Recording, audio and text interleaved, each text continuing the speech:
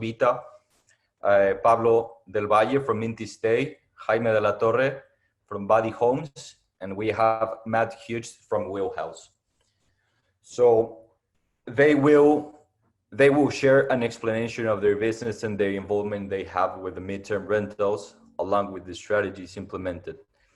The webinar will consist in passing the microphone to my colleagues, and they will share a quick, an overview of their companies and an overview of the strategies they have implemented in this COVID-19 and to the midterm rentals mostly focus. Okay, so first I'm going to pass the microphone to Carolina from Altavita. Yeah, thank you so much. It's a great pleasure to be here. I actually have a short presentation for you guys. You'll have to pardon me. I come from a very academic background. My mom is a professor. So I prefer that. Let me just screen share and I will walk you through it. Here and here. Okay, so I guess prior we really dive into the midterm rentals, what it is and who are the buying personas and why it is so popular at the moment. I would just like to quickly highlight what we do at Altavita. So we are a trusted cloud-based and global corporate housing platform that delivers duty of care accommodations. So it is a combination between serviced and private homes. And our focus is really on these midterm stays. So that are essentially stays between 30 to 90 days. And we are exclusively working with very professional property managers and serviced apartment operators because we have a legal and ethical duty of care to deliver a really flawless product to our clients. Now, thank you, Carolina. Thank you so much. So, how about the strategies? How about the strategies that you implemented with Altavita due to COVID? You know, due to COVID-19. I mean, is there anything new that your company implemented, or I mean, how was it? Of course. So we started to work even closely with the property managers to sort of understand what is it that they can offer more. So we, of course, enhanced our cleaning and sanitation services that we do prior booking. We also informed that with some selected property managers who are able to do so, that we can as well enable the booking buffers. So let's say no one is going to be staying in the apartment 24 hours prior to guest arrival. And then we also implemented pre-inspection forms. It is something super important for our clients because they need to send the employee with a peace of mind that they will arrive into a professionally managed apartment. So that means that together with the property manager, we send someone from their staff to the property to verify that everything is professionally cleaned and that there won't be any issues after the arrival. So then the pre-inspection gets sent to us, and then we coordinate with the employee, and then they can arrive. So this is really to increase, again, ultimately the conversion rate, because we can demonstrate how perfectly kept our apartments and our partners' apartments are.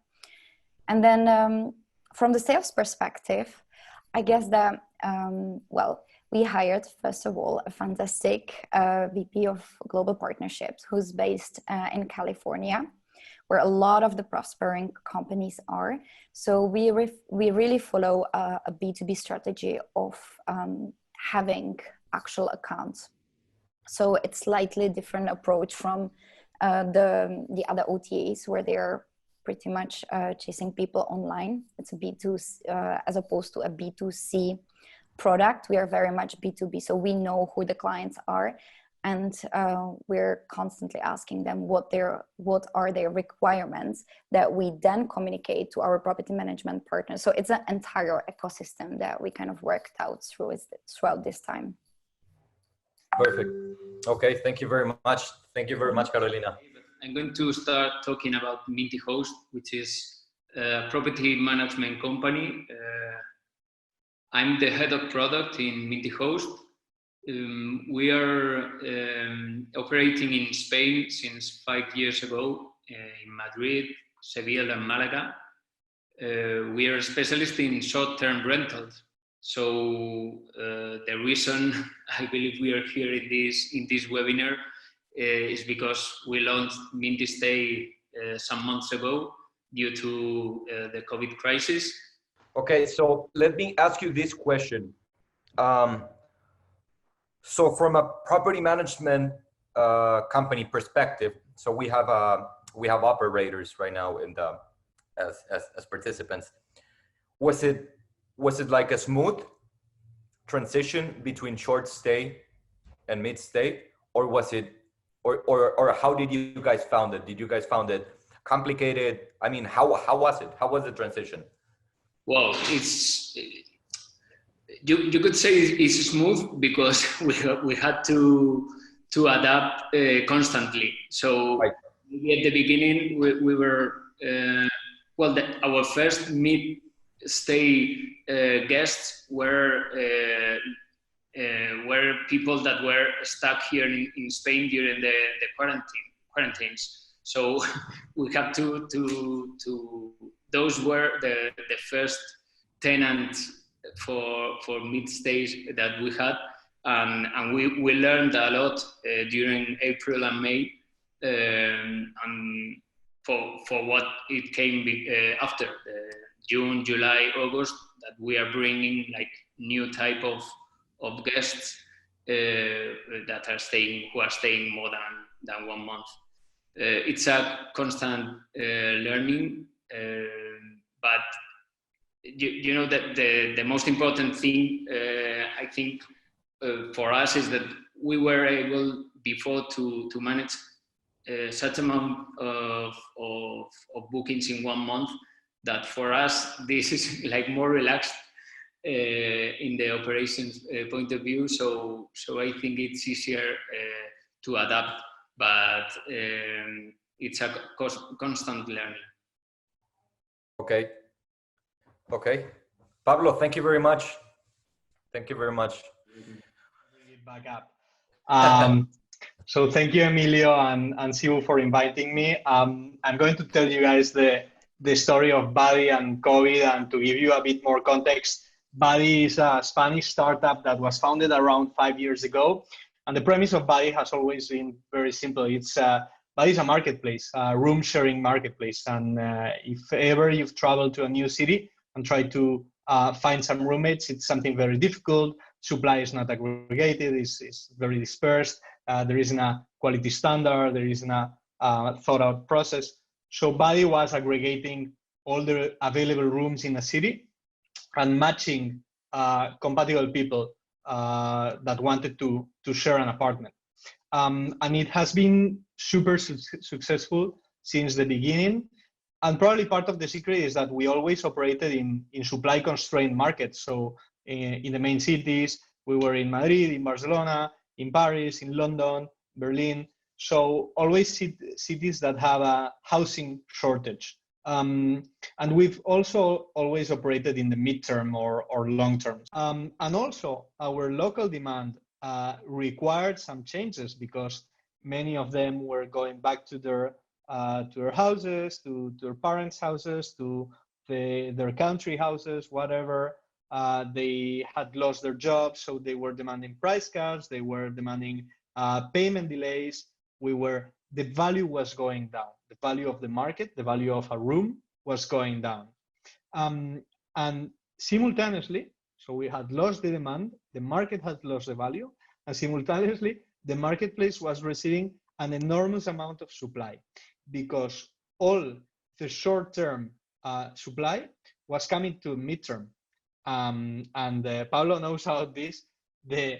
When the short term you suddenly don't have any more bookings, and you're looking at, you don't know how many months you're going to be without bookings, and maybe you're going to lose a year.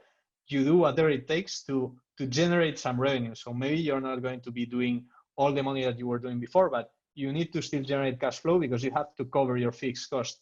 And those units were coming to our marketplace. So now we had a demand constrained marketplace. It was overflowing with supply of all types. The high quality niche was not just occupied only by body homes, because all the touristic apartments that were coming were also very high quality, very high price. So we were having competition also within our own marketplace and our own niche. And for us, this was a wake-up call. And the strategies that we put in place. So we put together a team, and we thought of, okay, let's assume that this situation is going to last. We need to change our business model. So one of the first things that we did was, we had been operating in rooms, so renting by rooms in shared apartments or in co-livings, because it's super profitable when you have big properties, 4, 5, 10 bedrooms in the same apartment, or 30 bedrooms in a co-living. It's very profitable to rent by room. But we thought that with COVID, people were going to want to have a bit more private space, bigger than your bedroom.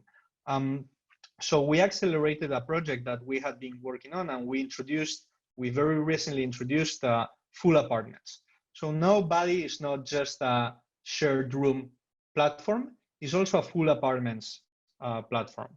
And this, for Body Homes, it has allowed us to tap into another source of supply. So we are not only now restricted to 3+ bedroom apartments or buildings. We can now operate 2 bedrooms and 1 bedrooms and studios. And this is something that we are getting a lot of demand, because people have rethought what their priorities are in this new context. They no longer want to live in the center of the city. They would rather have a bigger house. They would rather have a terrace. They would rather have some private space. It's not being in the prime area. It's not a priority anymore. There are some things that are more important. So for us, bringing full apartments into the picture allowed us to bring more supply, but also to access some demand that just didn't want to share a room. And it has been a source of demand for us. We also decided to increase our efficiencies. The market had lost a lot of value, but the landlords still wanted to make money. The tenants still wanted to pay lower prices. And we were in the middle because we were commission-based. So the way to maintain our revenues with lower prices while keeping our landlords happy is to improve our efficiency as a team, to improve our processes, and to lower our fees. So if we can pass our savings onto a tenant and onto a landlord, everybody is going to be happy. And I think that Cebu, for example, has been a huge help for us, because it helped us streamline all our property management processes and have a more clear picture of how we manage our properties. We also decided to compete in quality. We were going to be competing with the rest of the marketplace for any kind of demand that was going to be out there. So we decided, okay, let's push quality up to 11, because we need to disrupt the market. And while we thought that previously a room could not be rented for more than 1,000 euros in Barcelona, which is a very high price for a room in a shared apartment, we decided to start bringing in rooms that had like luxury items, private bathroom, private terrace, superb design, and we could push the price up and at least differentiate ourselves in a segment. So we are competing in quality with the rest of the marketplace. And you say, okay, I'm looking for a room and I've got maybe a big bracket of prices that I can afford. So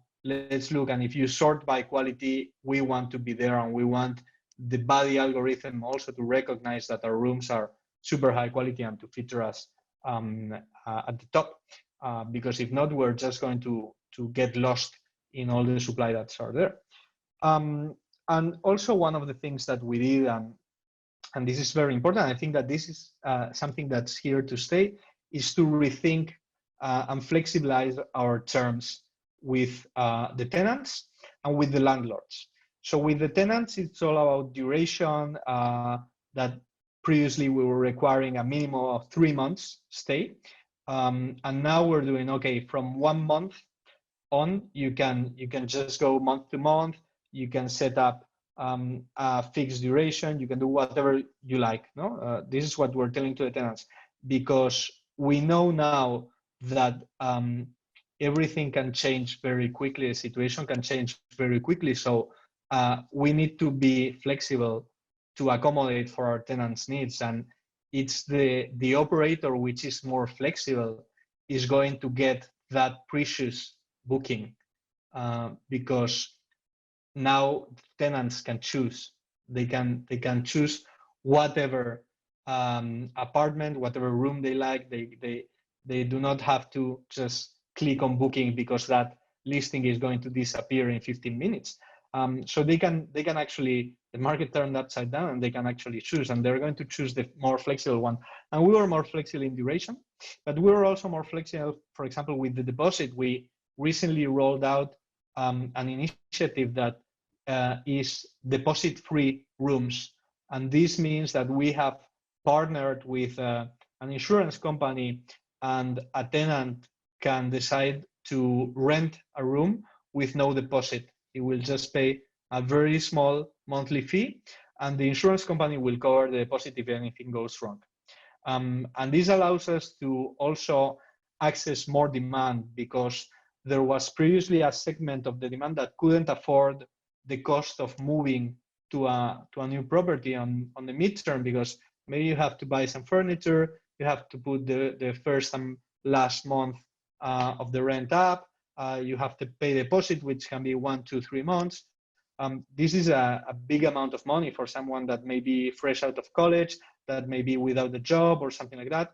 And we are facilitating the access to the market to these people that do not have huge resources behind them to cover the deposit. And lastly, we introduced the COVID clause, which means that in case of another lockdown, they can get out of their tenant agreement very easily, with practically no penalty, and in the terms that in the time terms that they decide. And this is something that is very appreciated, because the situation now is still of high uncertainty. We don't know what is going to happen in Madrid. Is Barcelona going to be following? What is happening in the European capitals? People are afraid to make international moves, and the international demand is something that we're working hard to restore. And they're afraid to make international moves because they say, okay, I can do remote working. I don't have to move, because maybe if I move, I'm going to be locked in a contract, in a tenant agreement, and I'm not going to be able to get out of that. And we decided, okay, look, COVID can hit again, the lockdown can hit again. We're going to be fair to our customers, and we're going to let them off easily. This is the case. If the pandemic hits again, we want to play fair, and we want to allow them to not have these fears.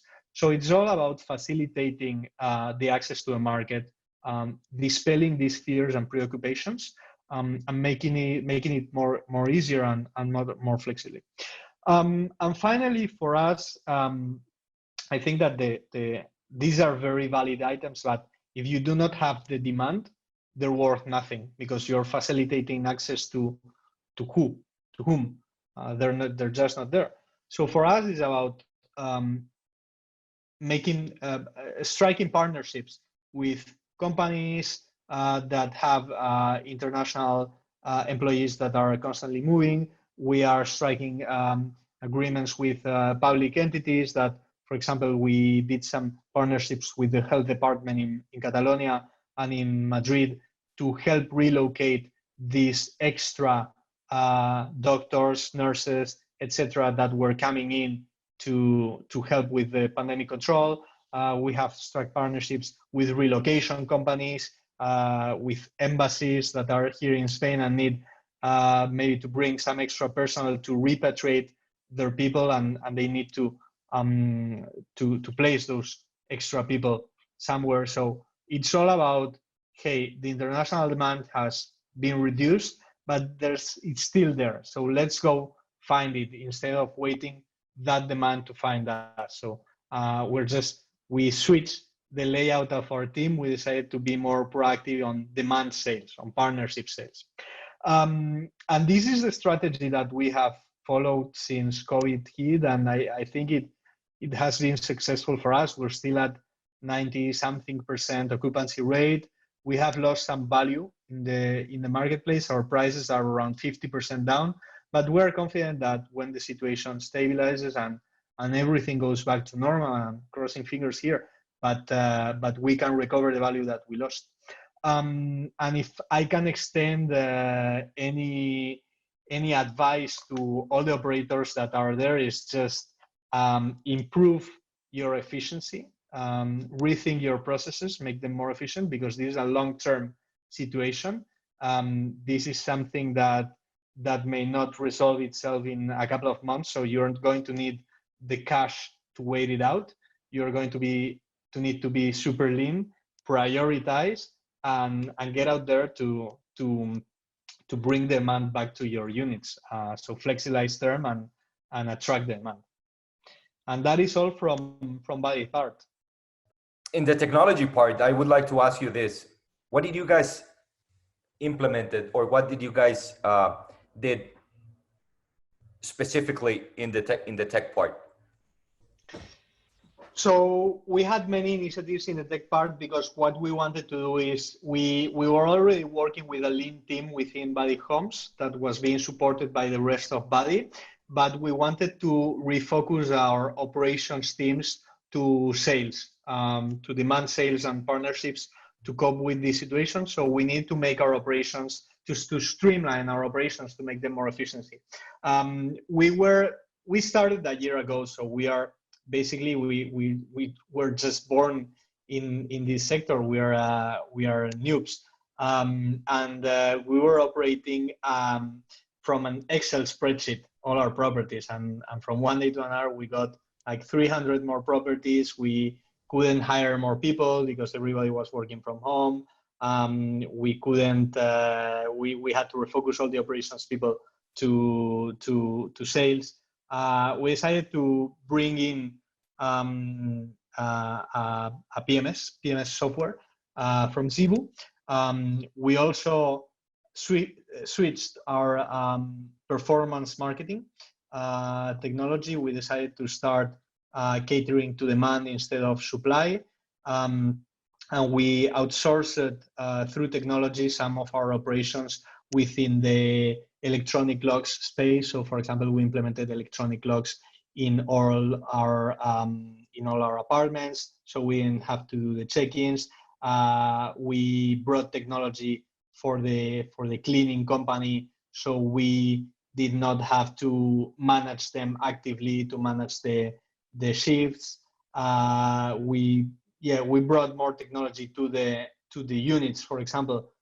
So we brought some elements, some domotic elements to allow us to control some aspects of the home when nobody's there, because we had many units that were vacant because the tenants have left temporarily, or because we're not going to be able to rent them in such a short term as we were able before. So we bring in domotics, security, etc., etc. I think that technology has been an enabler to us in terms of streamlining our operations and bringing costs down.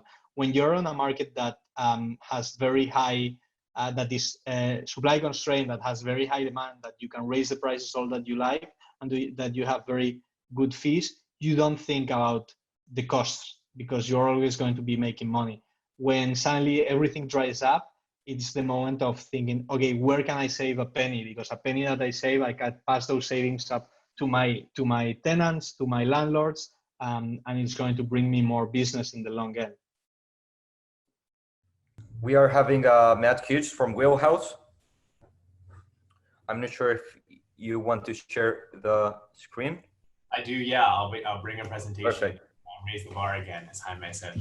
No, I will keep it quick and kind of informal here. But for those of you who aren't familiar with Wheelhouse, before I kind of dive into the presentation that we bought, so we are a dynamic pricing engine. We're founded in 2014 by a team of 6 data scientists, really, really, really smart data scientists, that believed that there was a kind of a need for a more flexible pricing engine.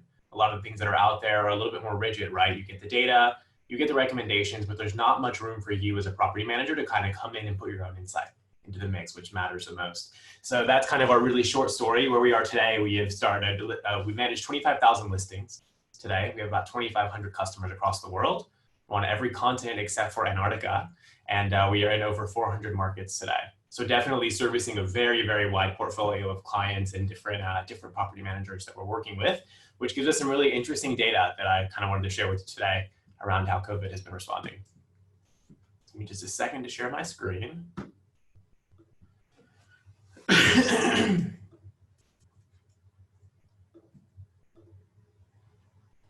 All right, awesome.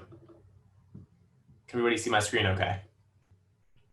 We can see your screen, yes. Okay, fantastic. So just to kind of get started here, the things that we kind of looked at were ADR, list price, and occupancy, and how those were changing market over market, month over month. And what we've kind of seen here, if we start to look at this from a key themes perspective, before we start diving into the specific markets, ADR has kind of remained relatively static throughout the summer and the fall in most markets, particularly here in the US, you saw a lot of the prices kind of staying the same. And then in destination markets, you started to see some spikes in what the ADR looked like, some of which were 20–30% higher than they were in previous years, because people are starting to get out of these cities, to some of the points that these other folks here on the webinar made earlier today. Occupancy has also been generally down in most markets, but interestingly enough, and probably not a surprise to a lot of your property managers that work in kind of more of these destination markets, again, occupancy was a lot higher in some of the more kind of near city markets as well. So places like the Hamptons here in the US, Lake Tahoe, Nice, the south of France, we started to see a lot higher occupancy. And then I think somebody else mentioned this earlier, it might have been Jaime, might have been Pablo, but metropolitan markets are also showing the slowest rate of recovery as well. So where I am here in Chicago, it's a dead zone. You're not getting a lot of travel out here. San Francisco, very similarly, New York, kind of flat. I thought what would be really interesting to look at as we kind of think about some of the data was how US vacation markets have looked month over month versus how these European vacation markets are looking like month over month. I believe by taking a quick poll, most of the people on the call are from your European markets, but hopefully this US market data is also really interesting to you. So the kind of highlights here on the ADR side, you can see that in most markets shown here is a little bit higher. Granted, these are all destination markets, so kind of validating that point that while it has been static in a lot of markets, these vacation markets are starting to yield some higher prices here. And then you can also see in places like Barcelona, quite a bit higher. Lake Tahoe, quite a bit higher, whereas others were a little bit closer to the trend line from last year. And I know these can be kind of an eye chart, so I'll share this out after the presentation with everybody as well. And then looking at occupancy here, this is where you start to see a lot more variance, right? It's not as predictable as the ADR side. I thought Panama City Beach was super interesting here. I don't know if everybody is following the news of how the US is kind of handling the coronavirus, but Florida has been a complete hotbed, as I'm sure a lot of you property managers know, for coronavirus cases. And this is just kind of a very clear indication as to why, what's kind of contributing to that. You can see they're seeing in some cases 30% higher occupancies than they were seeing in previous years. And it's just kind of almost off the charts. Similar to Tahoe here, that's one I'm pretty close to that market when I was living in San Francisco until about a few months ago. And you just see people escaping these large cities to get out. They want more space for their money. They want some space to kind of stretch out. To Carolina's point earlier, there's people who are looking for kind of office accommodations in their short-term rentals. And these kind of markets provide a really great space for that. But then you kind of see the inverse of that in these European markets, which to me tells me that the European markets are a lot smarter about how they're handling COVID and travel. But Barcelona, for example, obviously has been quite impacted over these last few months. Similarly, Nice has been quite impacted, but showing a little bit of a recovery for the fall months. It's really exciting. Also wanted to know one thing here too on the US side. For Panama City Beach, I found it really interesting how the initial reaction to COVID through March, April, May, you saw a huge dip in occupancy, but then it slowly started to rise until it started to peak in that July, August timeframe, and looks like it's carrying out quite a bit through the fall months as well. And then you start to look at price factors. So basically, this is how many basis points the price is changing by compared to this day last year. So you can see Not much in most markets here, say like Tahoe, Panama City, to kind of stick with those two cities that we had just highlighted. They're a little bit higher in Panama City Beach, which makes sense because the occupancy is a lot higher. Given that higher demand, you're going to change it quite a bit.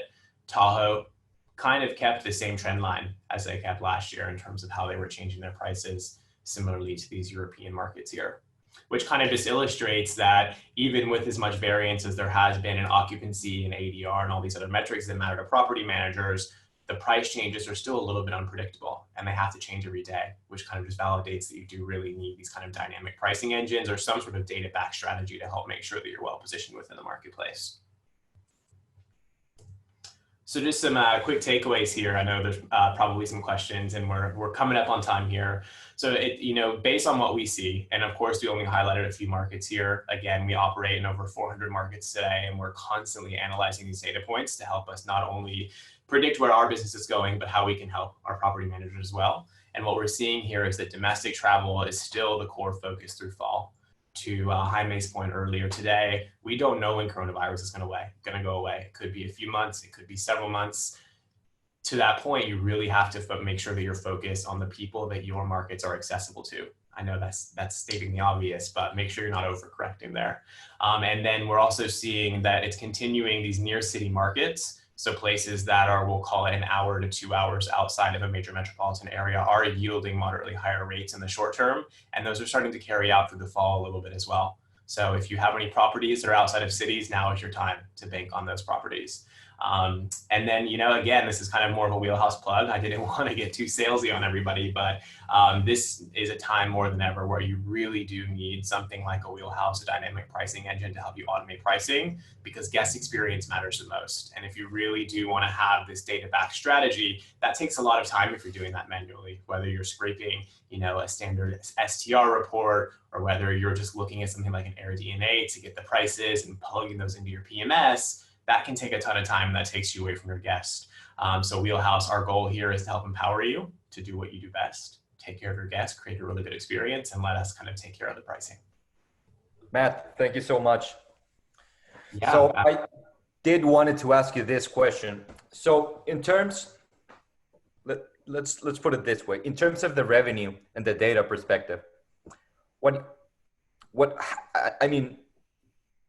do you think it's the midterm solution, the midterm business?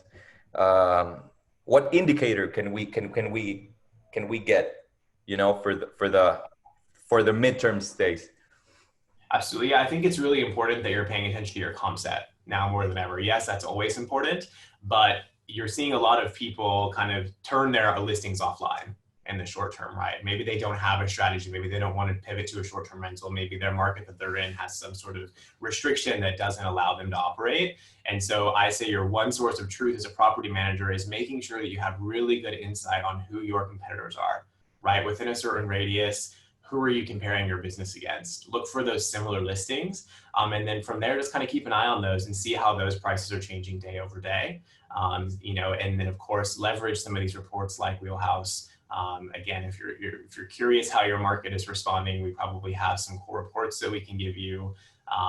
Again, I don't want to plug Wheelhouse too much, but I think that's probably your best bet during this time, just because it is so unpredictable in this midterm. We don't know how things are going to change, and we have to rely on what we're seeing around us most close. Fantastic. Thank you so much. Yeah. Okay, so I believe that we should proceed with the questions. I saw a question. Okay, over there. I believe that Carolina, okay, you already saw that question. Okay. Okay, so this is basically for Carolina. Okay, so it's hard to imagine an industry that didn't see a massive disruption in their business as a result of the global health crisis. But the impact of the pandemic on vacation rental businesses was on a whole different level. Things like travel restrictions, lockdown, public safety regulations, and even major OTA shutdowns. Can you tell us about some of the major challenges that your company faced since the outbreak of COVID-19?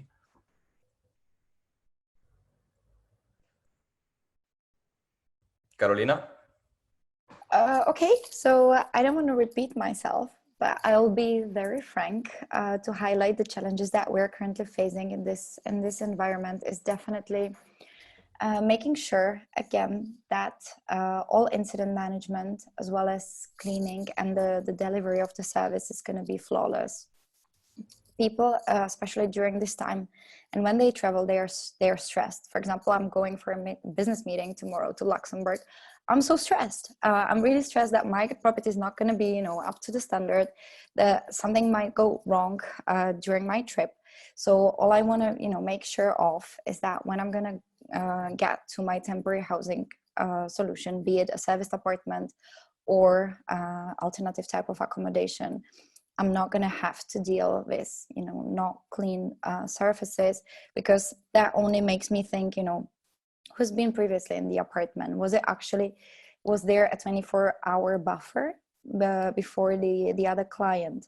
Was it actually like professionally disinfected? What is the risk of me getting COVID?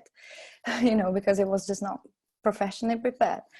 So these are really the challenges that we're facing. And then it would be also pioneering seamless journeys. So we've seen as well that companies, as well as relocation management companies, are very interested into like a kind of one-stop shop solution for the entire journey. So that would be as well us together with our partners, with our local partners, property managers, would be arranging airport shuttles and transfers, for example. Or that would be also arranging grocery packages prior to the guest arrival. So from our perspective, that would be a lot of kind of operational logistical challenges to solve to make sure that the guest is going to be getting the most seamless journey. Okay, fantastic. Thank you so much, Carolina. Okay, this question is going to be addressed to Jaime.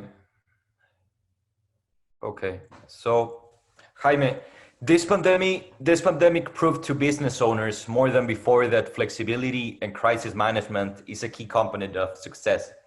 Would you please tell us more about how your company tried to cope with the mentioned challenges? Which strategies you use were relatively more successful?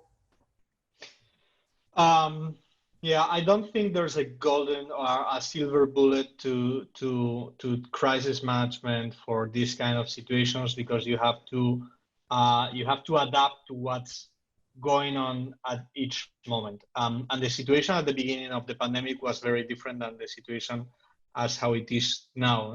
At the beginning of the pandemic, people had urgency to get out of their houses. Now they have different needs. For us, both at Body and at Body Home levels, we did the same thing. We tried to use data to analyze the state of the market as it was at that moment, because if we have learned something from all this, is that you cannot forecast the future. You can forecast how a situation is going to evolve if nothing changes, if there's no black swan events, but you don't know what is going to happen in the future. So while you can make plans for, okay, this situation is going to be stable, how I'm going to act in this situation 12 months in the future if everything remains stable. If you want to plan for a crisis, you have to look at the data at that moment. And then you have to think, okay, how do I make a business on this market as it is now? I will not bother on how this market is going to be in 12 months because I don't know how it is going to be. I will try to make a market on, I will try to make a business on this market right now. So for us, it was all about, okay, look at the data. We're a data company. We're a data-driven company, first of all. What has happened? If this situation extends for more than 1 week, how are we going to react to it? What does the demand want? And how are we going to give them this? And flexibilizing is not only having like more lenient contracts or terms or prices or everything. It's also about understanding the human that's there on your marketplace, and both parts. It goes for the supply and the demand. It goes for the landlords and the tenants. You have to understand that not every landlord is a manager at an investment fund of 20 billion. Some of them are landlords that have 10 homes, 10 properties, that they have very high mortgages, that they took on because they thought that the touristic apartment fever was going to keep going, so they could pay those mortgages with the high revenues, and suddenly they just got cut off their cash flow. And you have to understand them too. What are their needs? What are their preoccupations? Are you going to be able to bring him some demand and some revenue in a very short term? Because we are not going to be, something that we did was analyze very well the market, how the market had changed, because we didn't want to bring in more supply than what we could rent. Because if we brought more supply, we would be letting people down, and we didn't know the situation of these people, and we didn't want, so we could have accumulated 3, 4, 5 times our supply. We got it offered, but we turned it down because we thought, okay, even while controlling the marketplace, we're not going to be able to accommodate this much supply, and we didn't want that supply to linger on our portfolio, for whatever may happen in 6 months. So we always try to also understand the human. There is no golden rule for what to do when you're on a crisis. Is have a very good team, have very experienced people. I think that the most important thing is to have people that have lived through any other kind of crisis. So, because what a crisis teaches you is not how you're going to react. It's just, it teaches you not to panic, and that is the first step. So the first step is don't panic, think it through, put some measures going on, and those are our I think that that is our strategy, if you can call it like that. Our strategy is that in a crisis you don't have a strategy. You have to keep your head afloat. If you stop to think about a strategy is defined as a very long-term course of action. If you stop to think about the strategy in a crisis, you will drown. So first, don't panic. Second, keep your head afloat. Third, understand the context and the humans that are around you, and look at the data. The data always helps, because the data never lies. It will not tell you how the future is going to be, but it will tell you how the situation is right now.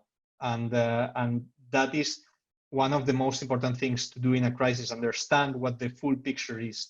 For us, occupancy, pricing, market dynamics, international movements, the geolocalization of the IPs from where our users were connected. So can we do a geofence and understand which of our users that had rented something in city A were connecting from city B? How far is that? Where have people gone? All that is very useful in this kind of situation, because it gives you information that your competition doesn't have, probably anybody else doesn't have, and it helps you plan for what are you going to do. Thank you, Jaime. Thank you so much. Okay. This is for Pablo. We have actually 2 more questions. One is for Pablo and one is for Matt. Okay, Pablo, what we have seen during the last few months is the growing uncertainty around the time that this pandemic would be around, and even the economic consequences would be with us for a few years at least. What seems crucial at this stage is to move beyond only survival, but to thrive for business growth in different dimensions. How do you think the mode of operation in the whole industry would change in the near future? And from experience, do you have any suggestion for vacation rentals, how to approach these changes? Okay, long question. Very complex question, and indeed, yeah. Long introduction. Yeah, well, I believe they are in the vacation rental. They are meaning property managers from vacation rental units. Well, I can only talk about our experience.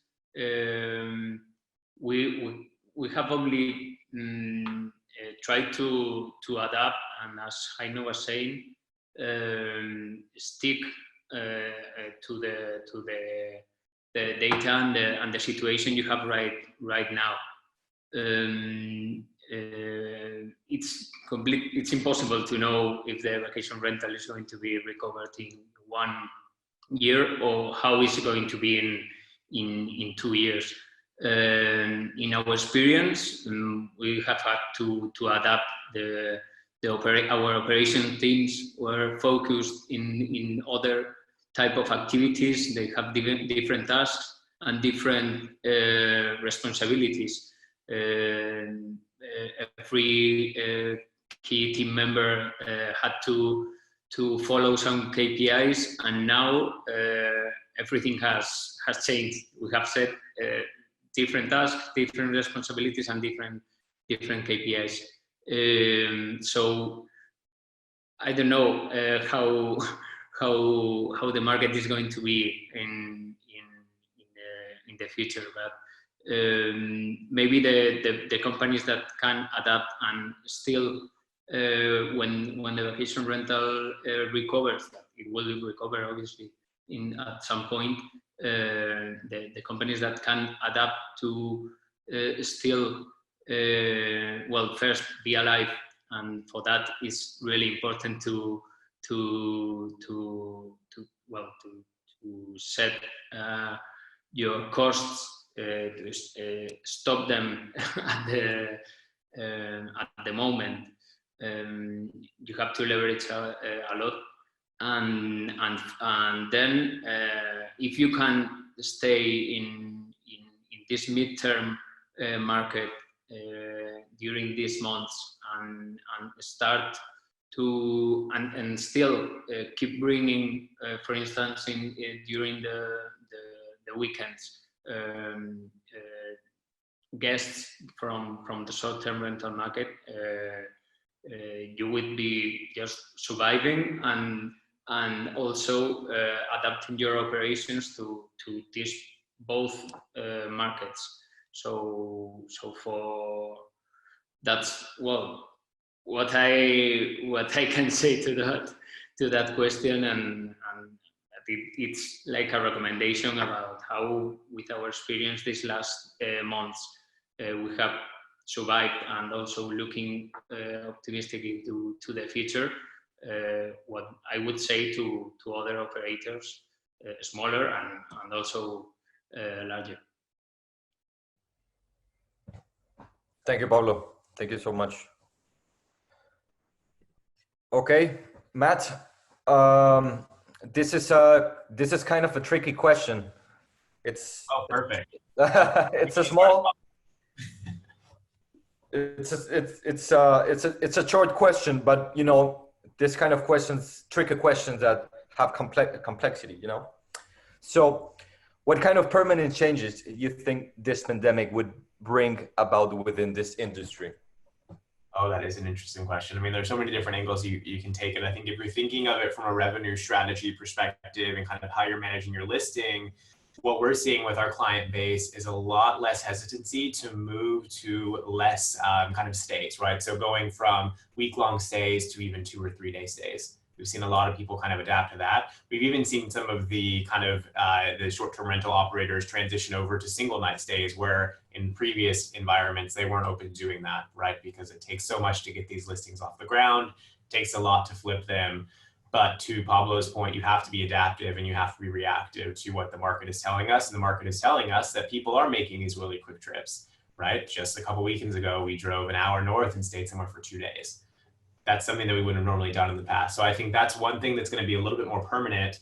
And then I think a little bit more, and this probably warrants a separate conversation, maybe another webinar, I think you're also starting to see a lot of these kind of more professionalized operators. So these kind of boutique hotels, people who have over 400, 500 listings. I think you're starting to see those folks take more of a short-term rental approach in the way they merchandise their industry or their properties, the way they talk about them, the way they price them, the way they leverage pricing tools, and the way they use technology and partnerships to create a better experience. So those are a couple of things. I also think access is going to be huge. I think it was Jaime who was talking about the remote lock solution and the kind of e-lock solution. I think that there's a lot of opportunities there as well that's going to be sticking around after we're kind of through this COVID. Perfect. Okay, so that's it for the questions, and actually that's it for the webinar. Thank you so much to the panelists for sharing their expertise and for sharing a presentation and an overview of their company and sharing the strategies that they have implemented. And due to COVID-19 and for that's what they do, right? So just for closing, I want to let all the participants know that Cebu is going to be releasing Cebu Academy, which is an interactive space for sharing first-hand experience from vacation rentals and exploring each and every aspect of running a short-term rental business, from marketing to operations, revenue management, boosting direct bookings. It would capture different topics that could help to learn from success stories of other companies, and it would be a channel to share experience, knowledge about managing short-term rentals, and also learn about best practices in using technology for solving problems. More information would be we'll be releasing soon with the launching date, and we would like to invite you to enrich the space with your experience. So thank you a lot to all the participants and to all the panelists. Have a enjoy the rest of your day.